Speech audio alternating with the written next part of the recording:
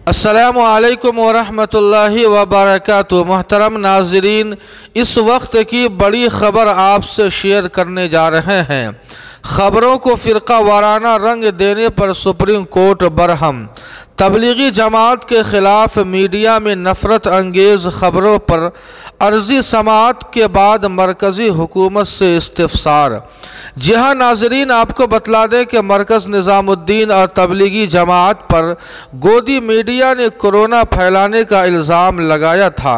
इस मामले को लेकर सुप्रीम कोर्ट के चीफ जस्टिस ने समाअत करते हुए कहा है कि मीडिया ने इस खबर को फ़िरका वाराना रंग देने की कोशिश की थी। चीफ जस्टिस ऑफ इंडिया ने अफसोस का इजहार करते हुए कहा कि अगर मीडिया पर लगाम न लगाया गया तो हमारे मुल्क का नाम खराब होगा।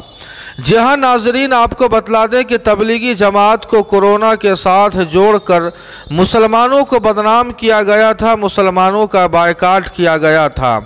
गोदी मीडिया की इस गंदी हरकत को देखते हुए जमीयतुल उलमा के सदर बावकार हज़रत मौलाना सैयद अरशद मदनी साहब दामत बरकातुहुम ने पिछले साल मीडिया की गलत रिपोर्टिंग के ख़िलाफ़ एक पेटिशन दायर की थी, जिसकी समाअत 2 रोज़ कबल सुप्रीम कोर्ट के फाजिल जजों ने की।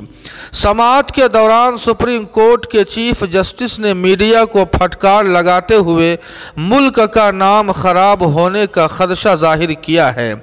नीज़ सुप्रीम कोर्ट ने मरकज़ी हुकूमत से इस सिलसिले में जवाब भी तलब किया है। अब देखना यह है कि मरकज़ी हुकूमत इस सिलसिले में क्या जवाब देती है।